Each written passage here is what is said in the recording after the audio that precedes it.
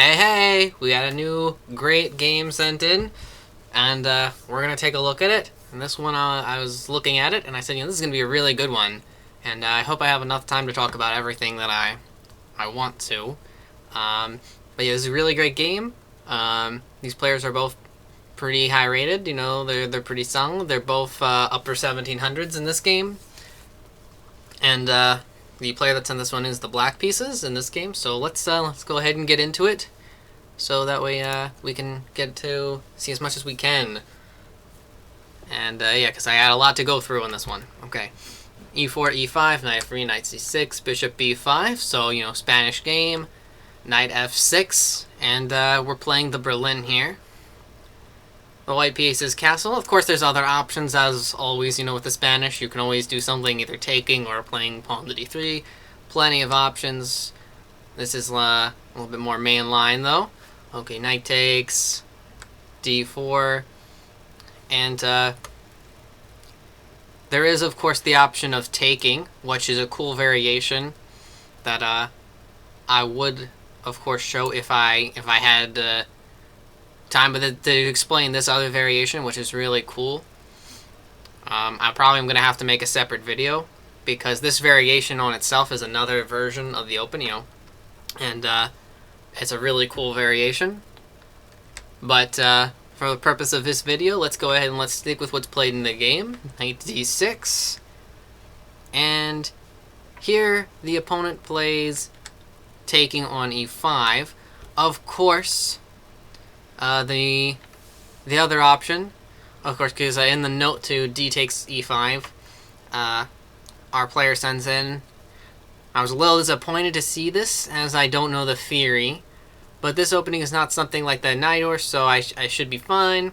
I was hoping for the actual Berlin endgame with bishop takes on C6. My next four moves aim to reach a similar position.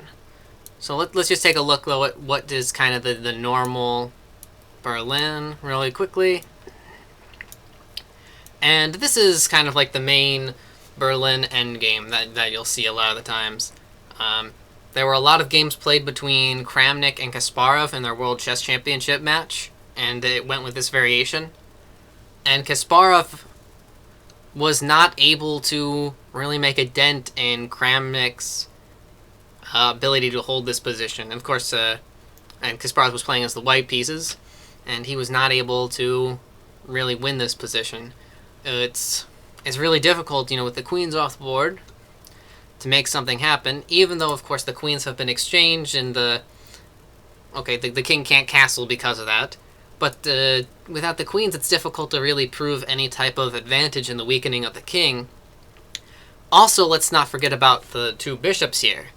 Whereas, yes, you have this double pawn, but with the two bishops, they'll be able to, be pretty useful.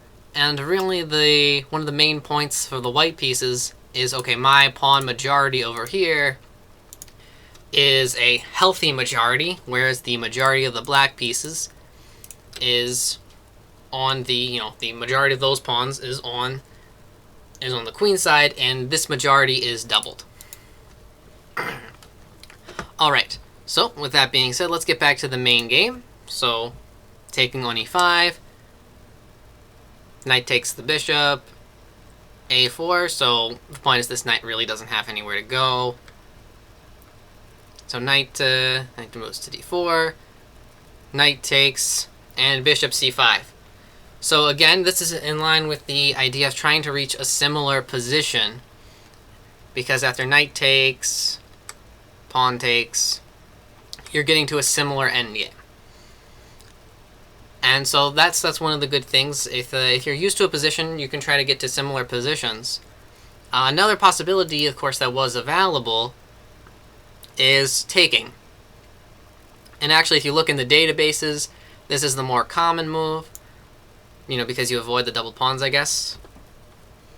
But if you're used to these positions, then playing to get to a similar position, although maybe it's not the more theoried position, it is what you're used to. So in a way, that might be better. And again, it's not like any of these moves are like incredibly better or worse either way. It's just knight takes d4 is the more common.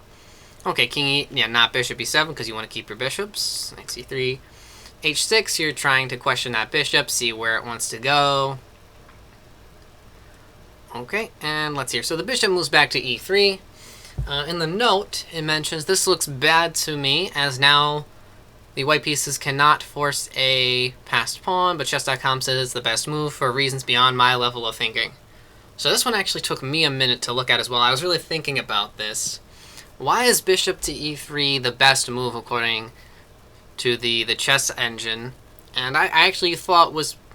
And I was thinking about this because to me, at first I was just thinking bishop takes, pawn takes, and this is what's played in the game. And I'm just thinking these pawns don't look so good. And I'm just trying to think, why would we want bishop e3? And if we look at this position, I started thinking about it, and I said, maybe it's because where else is this bishop going to go to be useful, really? Like, I mean, if you go to h4, there's, you know, maybe not as much of a future for this bishop is what I'm thinking. Maybe something like, you know, it can get locked in behind this pawn, maybe, and it's not as useful over here. Something like this, maybe, is what I was thinking.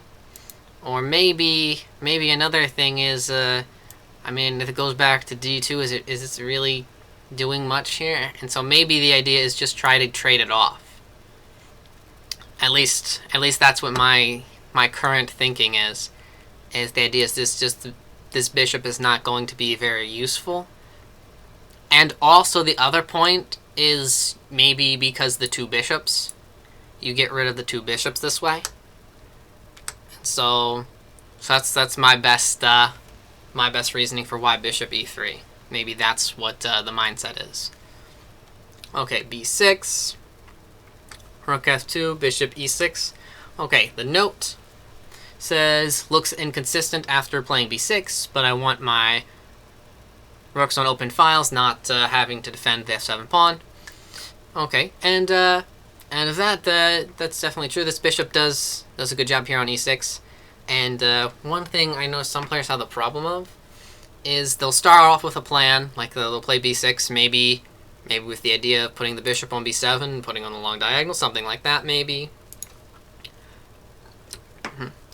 And really, though, even if it looks inconsistent, it's better sometimes to be inconsistent than to go ahead with a plan that you know is not as good. And yeah, this bishop is good here on e6, defending this pawn.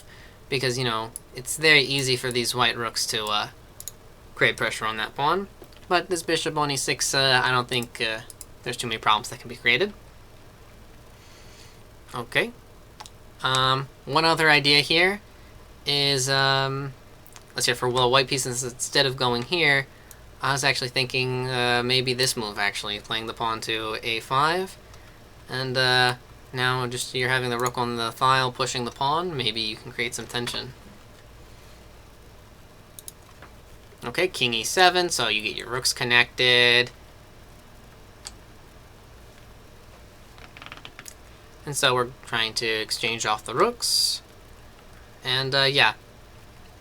In an endgame, the advantages are going to be pretty good for the black pieces because, you know, the pawns are better for the black pieces. And so, yeah, so going to the endgame is a good idea. a5, yeah, this is a good move for a couple of reasons.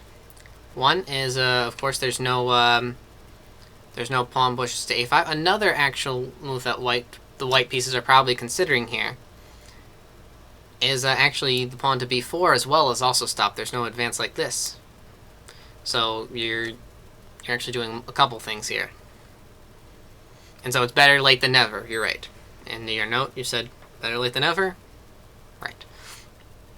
h4, bishop to g4. Right, and I like this idea. You set in possibilities of this. This ties, you know, there's tons of pawns here on light squares, so this bishop is trying to attack them. And so now this knight's kind of having to guard on d1. h5. Okay, so you mentioned that you weren't, you didn't really want to play this move, but then eventually you realized that actually this is a good move. It covers a lot of square because this bishop is good here.